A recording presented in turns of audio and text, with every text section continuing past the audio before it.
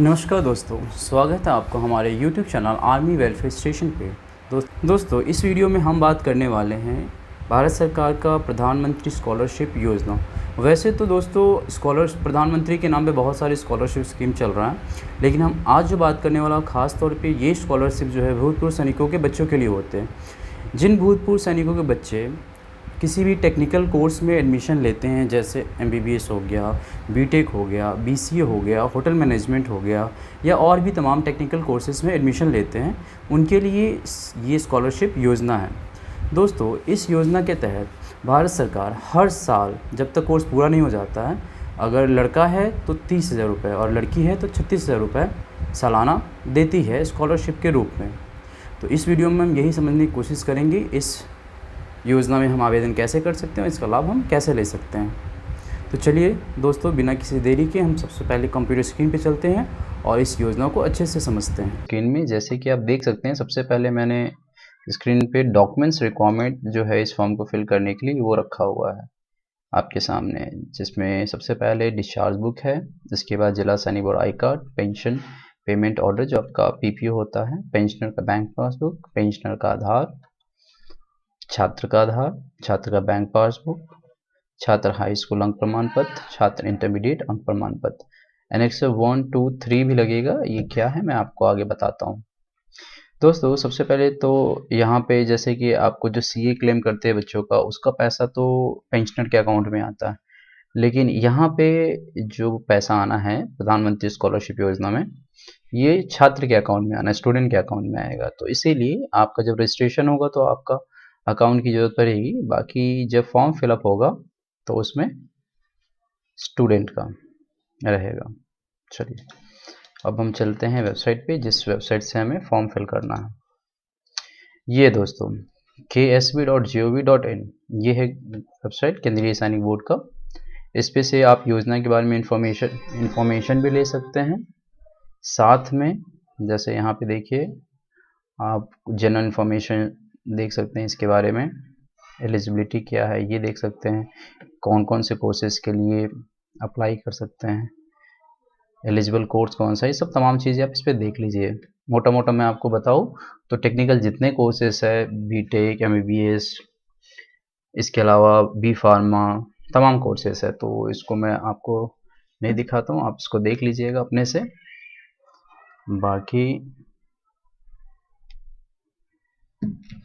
बाकी आगे देखते हैं स्टेप क्या फॉलो करना है। इस पे तो आप देख सकते हैं योजना के बारे में, आप भरने से पहले चाहें तो अपने से भी देख सकते हैं ये सब चीज़ें। अब फॉर्म फिल कैसे करना है ये समझिए। सबसे पहले हमें यहाँ पे लॉगिन रजिस्ट्रेशन का ऑप्शन है, तो हमें सबसे पहले रजिस्ट्रेशन करना। रजिस्ट्रेशन पे जब आप क्लिक करेंगे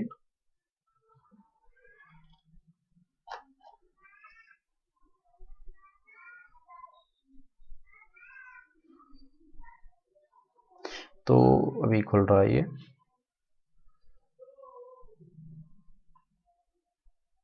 इस तरह का परफॉर्मा खुल जाएगा, जिसमें आपको अपना डिटेल्स पूरा फिल करना है।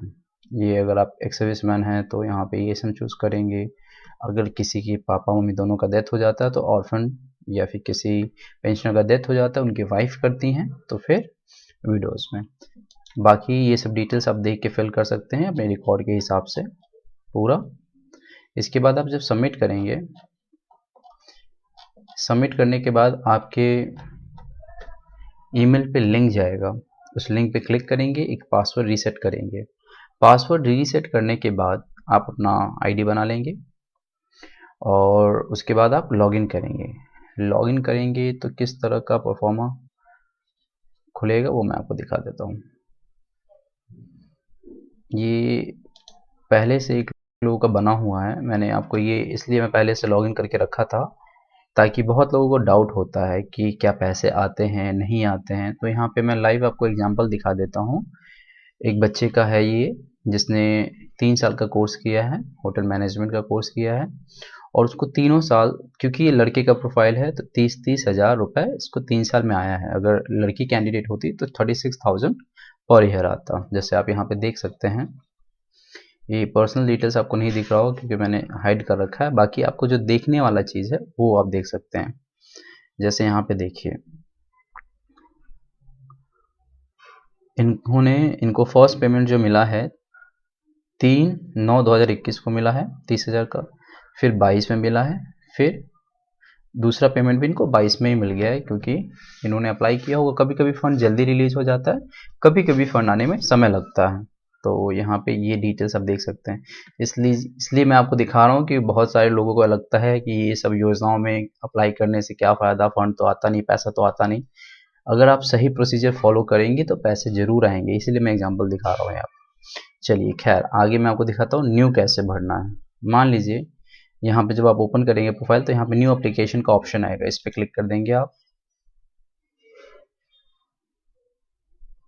यहाँ लिस्ट ऑफ एप्लीकेशन आ जाएगा, यहाँ से आपको स्कीम चूज़ करना है। जैसे प्रधानमंत्री स्कॉलरशिप योजना सबसे पहले यार यही चूज़ करना है आपको। फर्स्ट ईयर में आपको ये चूज़ करना है, जैसे ही बच्चे का सेकेंड ईयर में जाएगा तो फिर वो रिन्यूअल होने लगेगा।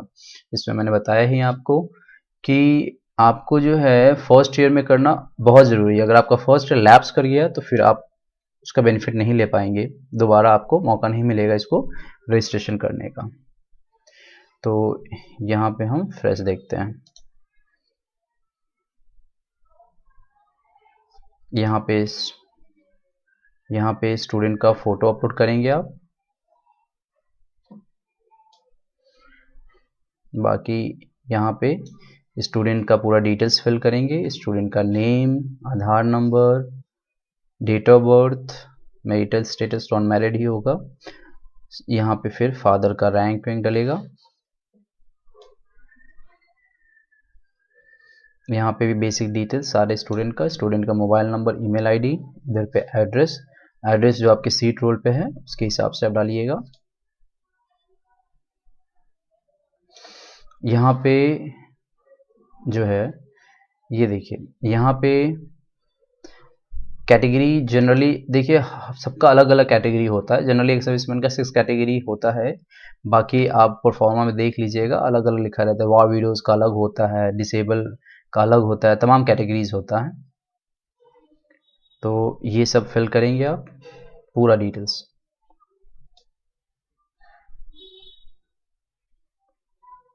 यहाँ पे बच्चे जहाँ पे इससे पहले यहाँ पे, हाँ इस साइड में, यहाँ पे आप किस कोर्स में एडमिशन लिए हैं, तमाम चीज़ें कोर्स का डिटेल रहेगा वो डालना है। एडमिशन कब लिया है ये डालना है आपको। किस यूनिवर्सिटी से एफिलेटेड है, कॉलेज का एड्रेस, तमाम डिटेल्स यहाँ फिल करेंगे आप।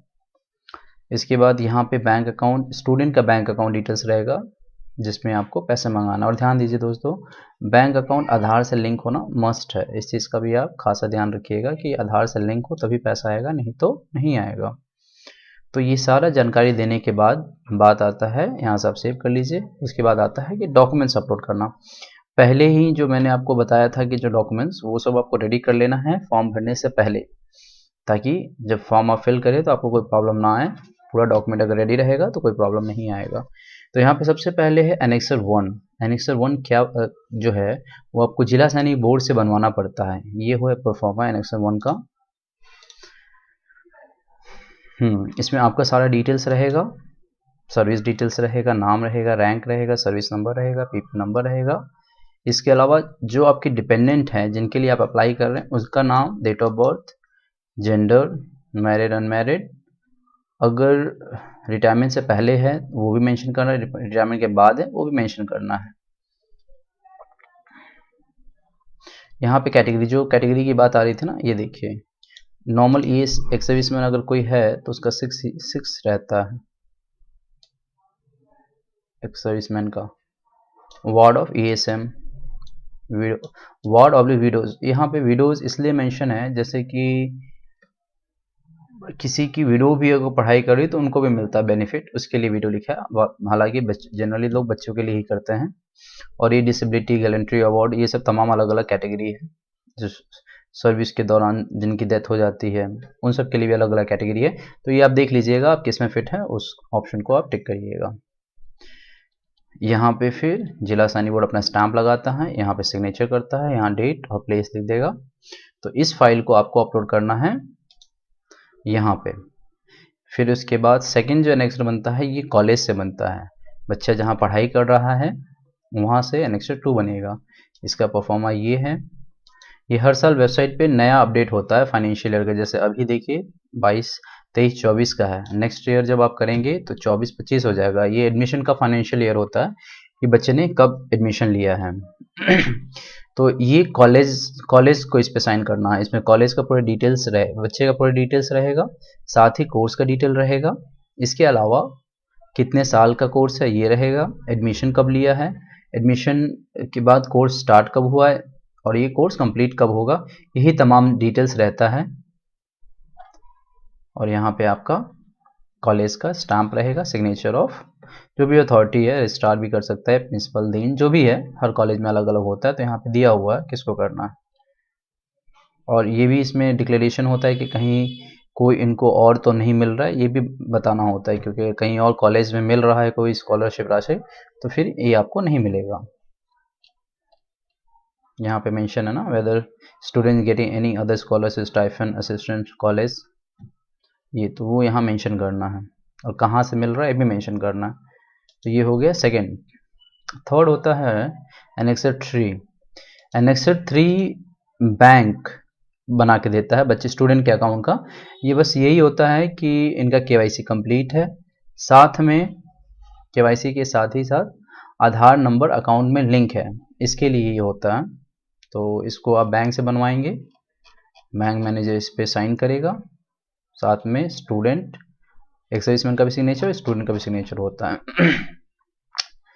ये थर्ड फाइल हो गया आपका। इसके बाद मैट्रिकुलेशन सर्टिफिकेट स्टूडेंट का, मिनिमम एजुकेशन क्वालिफिकेशन, मतलब अगर बीटेक में एडमिशन लिया है तो 12th के बाद बीटेक में एडमिशन लिया है तो यहाँ पे 12th की मार्कशीट। यहाँ पे first page of bank passbook जो स्टूडेंट का है वो यहाँ पे आप स्कैन करके अपलोड करेंगे।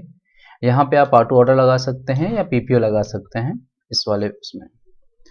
यहाँ पे स्टूडेंट का आधार, ये रिक्वायरमेंट जनरली कम लोगों का होता है। ये एफिडेविट लगाना होता है कि अगर सर्विस के बाद कोई बच्चा पैदा होता है, उसका पार्ट ऑर्डर बाद में होता है तो इसको यूज किया जाता है, वरना इसको कोई रिक्वायरमेंट नहीं है,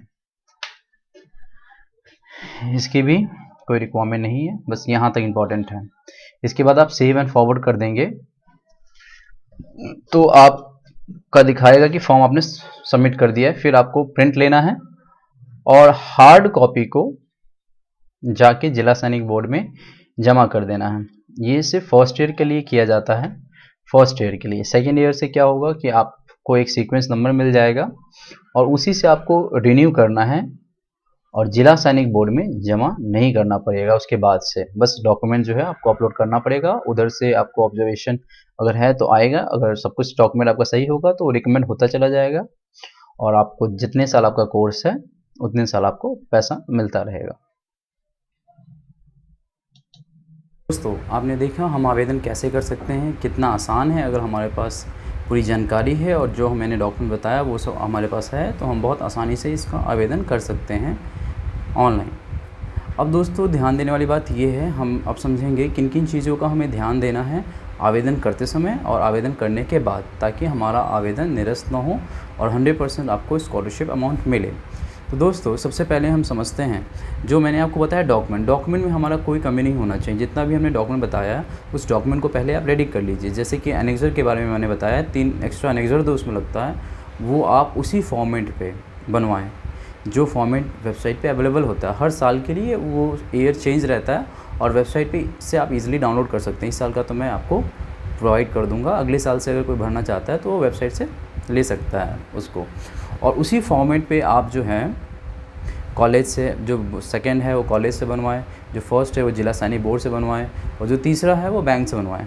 बाकी डिस्चार्ज बुक, पीपीओ और डॉक्यूमेंट्स तो आपके पास पहले से मौजूद रहता है। तो ये सब करने के बाद आपने आवेदन किया, आपने अप्लाई किया, आपने फॉर्म का प्रिंट लिया हार्ड कॉपी, उसको ले जाके आपने जिला सैनिक बोर्ड में जमा कर दिया। यहाँ तक तो ठीक है। इसके बाद क्या, इसके बाद ये कि आपने जो भी ईमेल आईडी उसमें मेंशन किया था एप्लीकेशन फॉर्म में, उसको रेगुलर बेसिस पे आपको चेक करना है, क्योंकि उसमें आपको 2 मैसेज आएगा। एक आएगा recommended by ZSB, RSB and KSB। अगर रिकमेंडेड का मैसेज आ रहा है तो आपका फॉर्म अप्रूव होते जा रहा है हर लेवल पे।